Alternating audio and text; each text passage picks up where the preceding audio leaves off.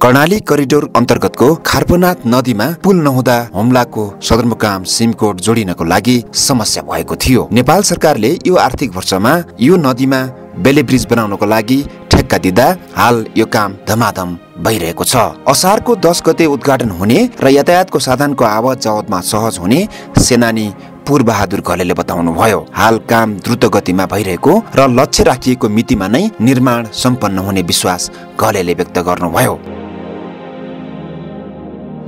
यो पुलको लम्बाई 170 फिट रहेको छ। कर्णाली करिडोरको हुम्लाको यो नदीमा पुल नहुँदा सवारी साधनले खोलाको किनारमा सामान झारेर झोलुङ्गे पुलबाट नै मान्छेले सारी अर्कोतिरबाट गाडीमा लोड गर्नुपर्ने बाध्यता रहेको थियो। यसरी सामानको ढुवानीमा लागत बढ्न जाँदा उपभोक्तालाई महँगी हुने गरेको भए तापनि यो बेली ब्रिज निर्माणपछि उपभोक्तालाई सुलभ हुने भएको छ। यो पुल निर्माणपछि हुम्लाका अधिकांश भाग कच्ची सडक भए पनि राष्ट्रिय मार्गमा समाहित हुने भएका छन्। त्यसैगरी हुम्लाका विभिन्न धार्मिक र ऐतिहासिक स्थलमा पर्यटकको आवागमनमा सहज हुने देखिएको छ।